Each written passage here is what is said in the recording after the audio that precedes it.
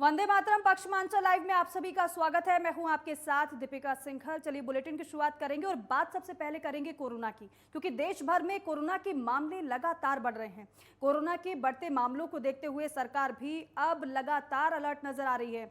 वहीं यूपी सरकार ने एनसीआर के जिलों में मास्क लगाना अनिवार्य कर दिया है। यूपी के 8 जिलों में अब मास्क लगाना अनिवार्य हो गया है।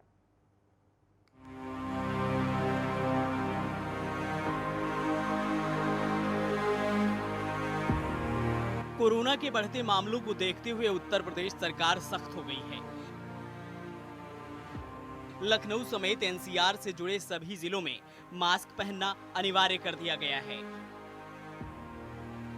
उत्तर प्रदेश सरकार ने आदेश जारी करते हुए कहा कि नोएडा, गाजियाबाद, मेरठ, बागपत समेत एनसीआर के सभी जिलों और लखनऊ में मास्क पहनना अनिवार्य होगा। सरकार ने कहा कि प्रदेश की सीमा से लगे कुछ राज्यों में कोविड के केस में बढ़ोतरी देखने को मिल रही है।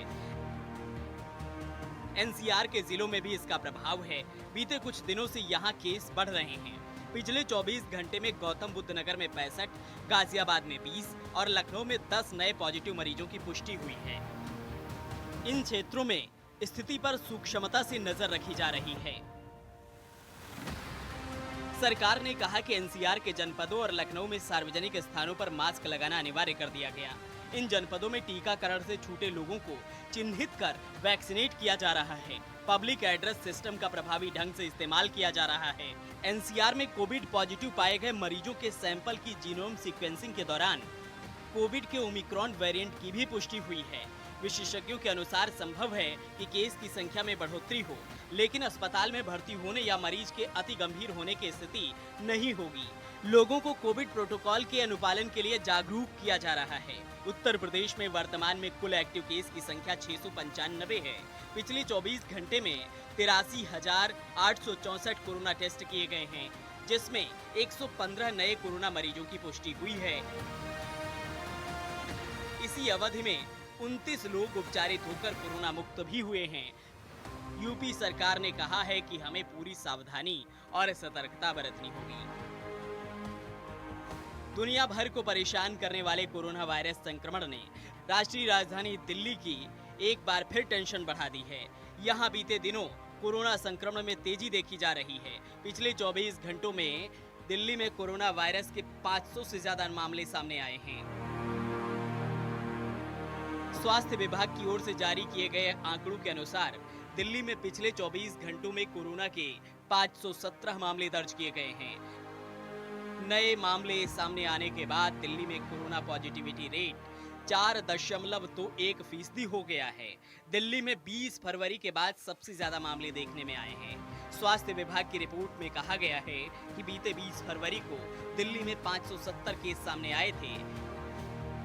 नए मामले सामने आने के बाद दिल्ली में कोरोना संक्रमित मरीजों की संख्या 1779 हो गई है।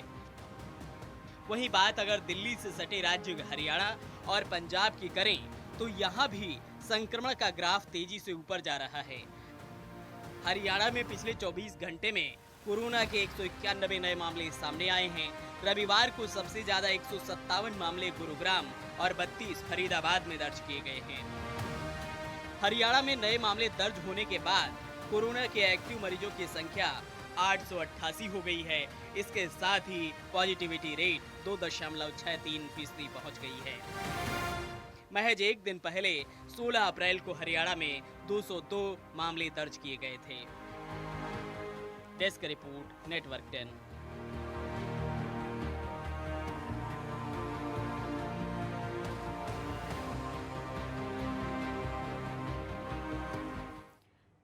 तो कुल मिलाकर उत्तर प्रदेश के 8 जिलों में मास्क लगाना अनिवार्य कर दिया गया है। और इसी से जुड़ी एक बड़ी खबर आपको बता देते हैं कि गाजियाबाद में धारा 144 फिर से लागू कर दी गई है। घरों से बाहर निकलने पर मास्क अनिवार्य है। नियमों के उल्लंघन पर कार्रवाई होगी। 10 जून तक धारा 144 लागू रहेगी। ये बड़ी खबर है, क्योंकि जिस तेजी के साथ गाजियाबाद में कोरोना के मामले सामने आ रहे हैं, उसके साथ ही ये फैसला लिया गया है कि धारा 144 लागू कर दी गई है। 10 जून तक धारा 144 लागू रहेगी। गाजियाबाद में ये बड़ी खबर, घरों से बाहर निकलने पर मास्क अनिवार्य रहेगा। किसी ने अगर मास्क नहीं लगाया होगा तो उस पर फिर कार्रवाई की जाएगी। नियमों का उल्लंघन किया तो फिर निश्चित तौर पर कार्रवाई होगी ही होगी। आपको बता दें कि 10 जून तक धारा 144 गाजियाबाद में लागू रहेगी। सबसे पहले गाजियाबाद के स्कूलों में बच्चे संक्रमित लगातार होते हुए नजर आए, जिसके बाद एक्शन में प्रशासन आया और उसके बाद फिर ये बड़ा फैसला कि धारा 144 गाजियाबाद में लागू कर दी गई, जिससे लोग इकट्ठा ना हो पाए। अगर 4 से 5 लोगों से ज्यादा अगर संख्या में इकट्ठा लोग नजर आए तो फिर कार्रवाई होगी। तो नियमों के उल्लंघन पर कार्रवाई की जाएगी, ये निर्धारित किया गया है। कुल मिलाकर उत्तर प्रदेश के 8 जिलों में मास्क अनिवार्य किया गया है, जहां पर ज्यादा कोरोना के केसेस सामने आ रहे हैं।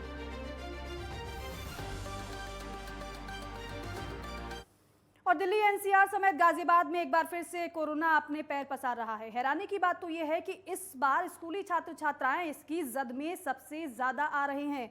गाजियाबाद की बात करते हैं तो यहां करीब आधा दर्जन ऐसे स्कूल हैं जिनमें छात्र छात्राएं कोरोना वायरस से संक्रमित पाए गए हैं। एहतियात के तौर पर इन स्कूलों को 2 से 3 दिन के लिए बंद कर दिया गया है। वहीं दूसरी तरफ कोविड की दस्तक के बाद अभिभावक भी अपने बच्चों को स्कूल भेजने से डर रहे हैं। हमारे स्कूल में मास्क पहनना बहुत इंपॉर्टेंट है। हम लोग कोविड प्रोटोकॉल्स को बहुत फॉलो करते हैं, दे आर मैंडेटरी। हर स्कूल में, हर क्लासेस में हमारे सैनिटाइजेशन बोर्ड्स हैं, बॉक्सेस हैं, and we are not allowed to we are not allowed without mask in the class. अगर कोई बच्चा मास्क नहीं पहनता है तो टीचर्स उन्हें वो गाइड करती है, लाइक जूनियर्स ओनली, उनको मतलब मास्क पहनने का मतलब they are like chill, but मतलब लेकिन हम ही खुद बोलते हैं 12th सीनियर्स कि प्लीज़ मास्क पहन लो, फिर आप ही लोग को कोविड होता है। एंड वैक्सीनेशन कैंप्स भी किए गए हमारे स्कूल में। अभी तक तो ठीक ही रहा है, स्कूल की तरफ से जो भी प्रिकॉशन लेने चाहिए वो लिए हैं स्कूल ने, तो मुझे लगता है आगे भी ऐसा चलता रहना चाहिए। बिल्कुल, स्कूल पूरी तरह से सुरक्षित है बच्चों के लिए और फॉर्चुनेटली अभी कोई केस नहीं आया है। स्कूल के बाहर से ही, जब एंट्री से ही हमारा वो कैमरा लगा हुआ है जो कम से कम 40 बच्चों की एक साथ एंट्री पर उनके माथे पर टेम्परेचर अंकित कर देगा, दिखा देगा। अगर उनका टेम्परेचर जितना भी है 99 से लेकर जो भी अगर है तो वो दिखा देता है।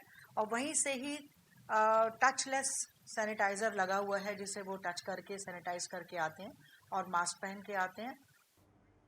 तो देखिए गाजियाबाद का हाल क्या है वो हमने आपको बता दिया, लेकिन अब आपको बताते हैं कि नोएडा का हाल क्या है, क्योंकि नोएडा में पिछले 24 घंटों में 65 नए लोगों में कोरोना की पुष्टि हुई है।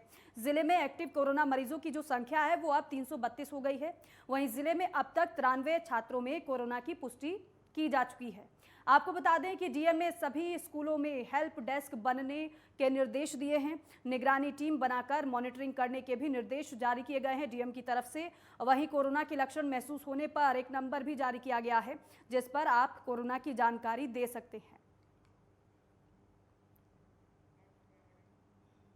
गौतम बुद्ध नगर में लगातार कोरोना का ग्राफ तेज़ी से बढ़ता जा रहा है। अगर बात करें 24 घंटे के अंदर में तो 65 मरीज जो है पॉजिटिव निकलकर सामने आए हैं। इस समय हम नोएडा के सेक्टर 39 कोविड अस्पताल पर हैं और आपको बता दें कि लगातार जो है स्वास्थ्य विभाग की तरफ से चिंताजनक जो है कोविड के मरीजों की संख्या बढ़ती जा रही है। लगातार बैठकें की जा रही है और 24 घंटे के अंदर में 65 मरीज सामने आए हैं। वहीं बात करें तो 24 घंटे के अंदर में 19 जो छात्र हैं वो पॉजिटिव निकल करके सामने आए हैं। वहीं 332 जो है अभी तक कोविड मरीजों का अस्पतालों के अंदर में इलाज चल रहा है। साथ ही साथ बात करें तो 24 घंटे के अंदर में 13 मरीज ठीक होकर के अपने घर पहुंचे हुए हैं। वहीं जिला अधिकारी गौतम बुद्ध नगर के तरफ से जो है कल प्रेस कॉन्फ्रेंस की गई थी और साफ तौर पर बताया गया था कि पूरे स्कूलों के अंदर में जो है कोविड हेल्प डेस्क शुरू की जाएगी। साथ ही साथ सीएमओ गौतम बुद्ध नगर की तरफ से जो है एक मेल आईडी और टोल फ्री नंबर जारी किया गया है जिससे कि कोई भी कोरोना संक्रमित होता है तो वो टोल फ्री नंबर पर सूचित कर सकता है। और सीएमओ की तरफ से जो टीम बनाई गई है वो टीम वहाँ पहुँचेगी, उन संक्रमितों की जाँच करेगी और जाँच करने के बाद में उन्हें अस्पताल में भर्ती कराया जाएगा। नोएडा से विनायक गुप्ता, नेटवर्क 10। तो देखिए कुल मिलाकर उत्तर प्रदेश के 8 जिले ऐसे हैं जहां पर सबसे ज्यादा कोरोना के केसेस सामने आ रहे हैं और फैसला भी सरकार की तरफ से लिया गया है। मास्क को अनिवार्य कर दिया गया है। गाजियाबाद और मेरठ से मेरे 2 सहयोगी मेरे साथ जुड़ रहे हैं, उनका रुख करेंगे। गाजियाबाद से यशपाल कसाना और साथ ही मेरठ से अरुण सागर मेरे सहयोगी हमारे साथ जुड़ चुके हैं। सबसे पहले यशपाल आपका रुख करूंगी, क्योंकि गाजियाबाद वो जिला है, सबसे पहले वहीं पर कोरोना के केसेस एकदम से बढ़ते हुए नजर आए और बच्चे संक्रमित होते हुए नजर आए हैं। मौजूदा हालात की बात करते हैं तो वो कैसा है? अगर कोरोना के केस की बात करते हैं तो कितना आंकड़ा गाजियाबाद में अभी तक सामने आ चुका है? आपको बता दें कि जिस तरीके से कोरोना तीसरी लहर के बाद एक बार फिर से तेजी से बढ़ने लगा है,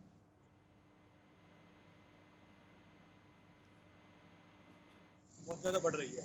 क्योंकि अगर गाजियाबाद की बात करते हैं तो गाजियाबाद में पिछले 24 घंटे में जो 20 केस सामने आए हैं कोरोना के, अगर टोटल की बात करें तो गाजियाबाद में 129 केस अब तक पॉजिटिव हैं जिले में। वहीं सबसे बड़ी तो इस बार सोचने की बात है, क्योंकि छोटे बच्चे, स्कूल के बच्चे जो कोरोना पॉजिटिव हो रहे हैं, ये सबसे बड़ी चिंता का विषय है। क्योंकि अभी तक टोटल स्कूलों की बात करें तो कुछ स्कूलों में 36 बच्चे जो कोरोना पॉजिटिव फिलहाल हैं, वहीं 5 टीचर भी हैं स्कूलों के जो अब तक कोरोना पॉजिटिव हैं, और स्कूल एहतियात के तौर पर बंद भी कर दिए गए हैं। और जो अब नया आदेश सरकार द्वारा लागू किया गया है, जिसमें कुछ जिलों में, जो दिल्ली एनसीआर का जो इलाका है, इसमें कई जिले जो ऐसे जिनमें मास्क लगाना अनिवार्य कर दिया गया है। उसमें गाजियाबाद भी एक ऐसा जिला है जहाँ पर मास्क लगाना अनिवार्य कर दिया गया है। अब सबसे बड़ी बात है, प्रशासन तैयारियों में जुटा है। किस तरीके से जो लोगों को समझाने की बात है, अब तो यही जागरूक ठीक है लोगों को यशपाल, करने की ठीक बात। है, यानी कि आप आंकड़ा बता रहे हैं, लेकिन एक बार मेरठ का भी रुख कर लेते हैं। अरुण, क्योंकि गाजियाबाद का हाल तो हम बता रहे हैं दर्शकों को और जग जाहिर है कि किस तरीके से केसेस वहां पर बढ़ रहे हैं। मेरठ की अगर बात करते हैं तो मेरठ में भी क्या तेजी के साथ कोरोना का आंकड़ा बढ़ता हुआ नजर आ रहा है? दीपिका, मैं बता दूं कि मेरठ में ईश्वर की ये शुक्र है, गनीमत है कि मेरठ के अंदर कोविड का आंकड़ा नहीं बढ़ रहा है। लेकिन मेरे पड़ोसी जिले की अगर बात करें, गाजियाबाद में धारा 144 लगा दी गई है। नोएडा की स्थिति सभी को पता है, और अन्य जिलों के भी जो आंकड़े प्रकाशित किए जा रहे हैं, वायरल किए जा रहे हैं, अधिकारी भी उन्हें संज्ञान पे ला रहे हैं कि आंकड़े जो है धीरे धीरे बढ़ते जा रहे हैं। यही वजह है कि ट्यूनिंग की जा रही है और ये आंकड़ा मेरठ का ना बढ़े, ये सीमित से नीचे ही निम्न स्तर तक चला जाए। हालांकि मेरठ में अभी स्थिति इतनी बड़ी गंभीर नहीं है, लेकिन जो अभी डीएम की भी तब्दीली हुई है, दीपक मीणा आए हैं, वो लगातार अधिकारियों से ट्यून कर रहे हैं। अभी कल जो कैबिनेट चिकित्सा मंत्री मनसुख मंडाविया भी मेरठ में थे, वो 12 घंटे रहे और 12 घंटे में से लगभग 6.5 घंटे तक उन्होंने केवल Covid management and Covid control पर बातें की। सीएमओ उनके साथ रहे, कमिश्नर उनके साथ रहे, डीएम उनके साथ रहे, और शायद हो सकता है काफी बार मतलब उन्होंने उनसे जो अपनी रिपोर्ट प्रेजेंटेशन दी और उन्होंने उन्हें ये इंस्ट्रक्शन दिया कि किसी भी तरीके से कोविड पर कंट्रोल होना चाहिए।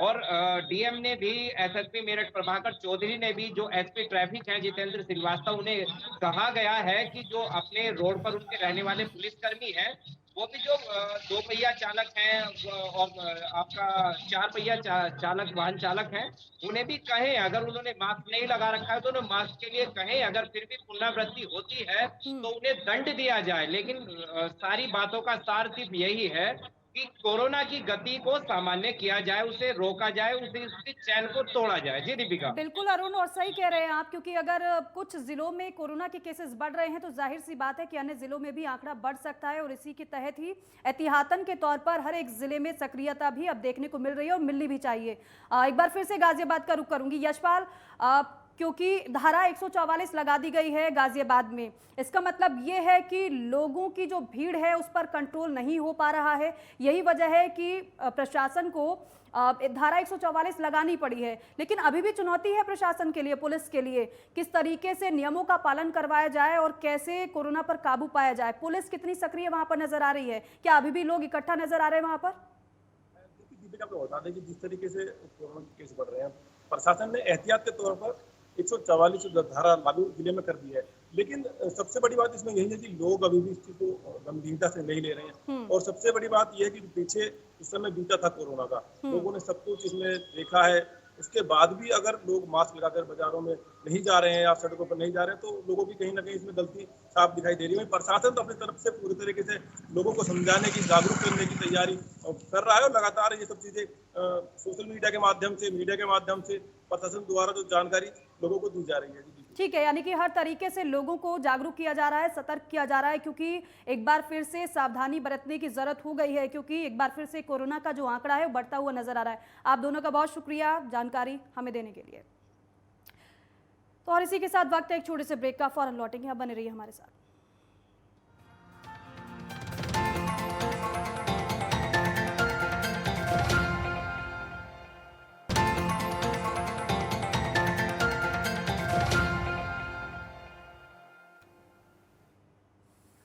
ब्रेक के बाद स्वागत है आप सभी का। खबरों में आगे बढ़ेंगे। नोएडा में अभी तक 3 लाख से ज्यादा वाहनों पर हाई सिक्योरिटी नंबर प्लेट नहीं लगी है। वहीं 4,35,000 वाहनों में हाई सिक्योरिटी नंबर प्लेट लग चुकी है। आपको बता दें कि जिले में करीब 8 लाख वाहन परिवहन विभाग के पास रजिस्टर्ड हैं। वहीं अब तक परिवहन विभाग ने 1022 वाहन पर हाई सिक्योरिटी नंबर प्लेट नहीं होने पर जुर्माना लगाया है। हाई सिक्योरिटी नंबर प्लेट नहीं होने पर 5,000 रुपये का जुर्माना लगाया जाता है। परिवहन विभाग हाई सिक्योरिटी नंबर प्लेट लगाने के लिए अभियान चलाएगा। पुराने वाहनों पर भी हाई सिक्योरिटी नंबर प्लेट लगाना अनिवार्य है। High security number plate Uttar Pradesh सरकार और परिवहन विभाग ने कंपलसरी कर दिया है। ये आप जिस कंपनी की गाड़ी खरीदे हैं उसके जो आपका नज़दीकी डीलर है उससे संपर्क करके ऑनलाइन अपना high security number plate book करके जाके अपने नज़दीकी डीलर के यहाँ से लगवा सकते हैं। ये सभी गाड़ियाँ जो नई गाड़ियाँ हैं उनमें तो लग के ही आ रही है, जो पुरानी गाड़ियाँ हैं उनमें भी मैंडेटरी कर दिया गया है। अब गौतम बुद्ध नगर में करीब 8 लाख गाड़ियाँ पंजीकृत हैं, जिसमें तकरीबन 4.5 लाख गाड़ियों में हाई सिक्योरिटी नंबर प्लेट लग चुकी है। बाकी जो गाड़ियाँ अवशेष बची है, आपके माध्यम से जो गौतम बुद्ध नगर के निवासी हैं तथा वाहन स्वामी हैं, मैं उनसे अनुरोध करना चाहूँगा कि वो अपनी गाड़ी में हाई सिक्योरिटी नंबर प्लेट अवश्य लगवा लें।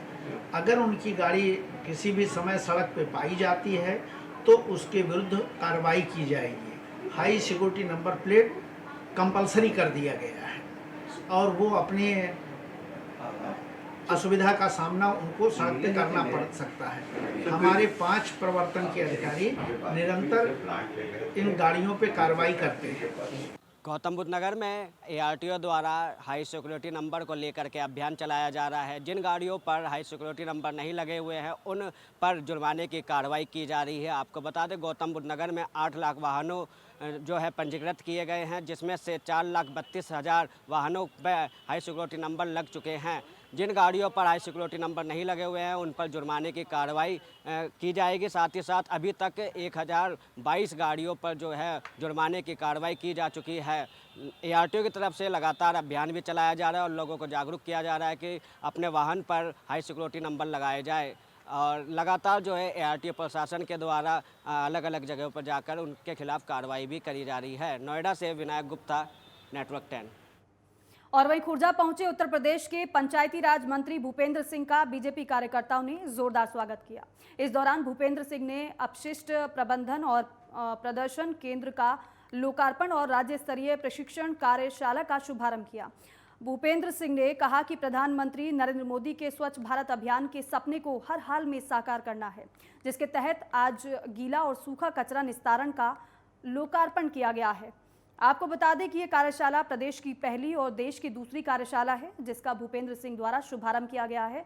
इसके अलावा कार्यक्रम में उत्तर प्रदेश के अपर मुख्य सचिव मनोज कुमार सिंह, खुर्जा विधायक मीनाक्षी सिंह, सिकंदराबाद विधायक लक्ष्मी राज सिंह, CDO अभिषेक पांडे समेत अन्य अधिकारी मौजूद रहे।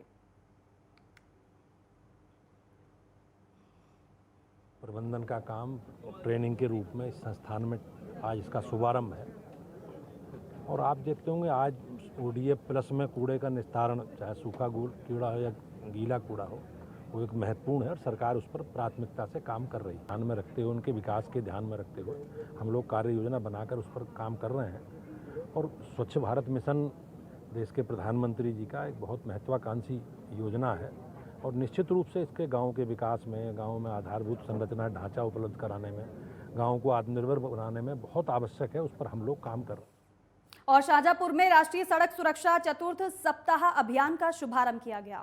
अभियान का आगाज बरेली जोन के DTC ML चौरसिया और जिला पंचायत अध्यक्षा ममता यादव द्वारा हरी झंडी दिखाकर प्रचार वाहन को रवाना किया गया। इस कार्यक्रम के दौरान ML चौरसिया ने कहा कि वाहन चलाने के दौरान विशेष सावधानियां बरतनी चाहिए, जिससे कि सड़कों पर चलने के दौरान होने वाले हादसों में कमी लाई जा सके। ARTO शांति भूषण पांडे ने कहा कि सड़क सुरक्षा हमारे जीवन के लिए विशेष उपयोगी है। वाहन चलाने के दौरान हेलमेट और सीट बेल्ट का प्रयोग नियमित तौर पर करना चाहिए।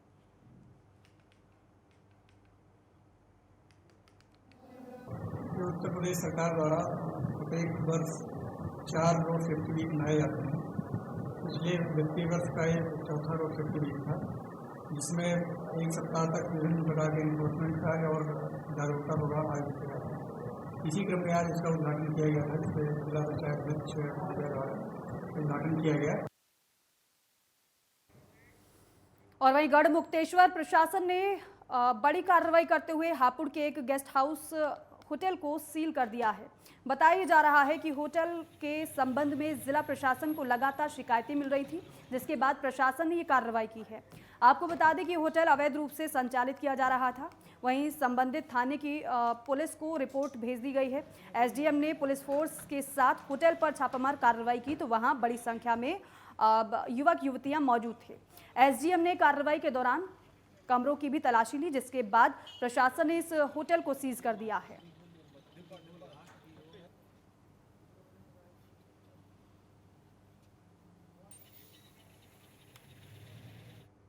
और वहीं मेरठ में एसपी देहात केशव कुमार सरधना पहुंचे और पीड़ित परिवार से मुलाकात की। वहीं हत्या के मुख्य आरोपी अंशुल को पुलिस ने गिरफ्तार कर लिया है। आरोपी के पास से पुलिस ने हत्या में इस्तेमाल हुए तमंचा, एक खोखा और एक चाकू बरामद किया है। आपको बता दें कि पुलिस ने आरोपी को पूछताछ के बाद जेल भेज दिया है। वहीं बाकी के आरोपियों को पकड़ने के लिए पुलिस ने टीम गठित कर दी है।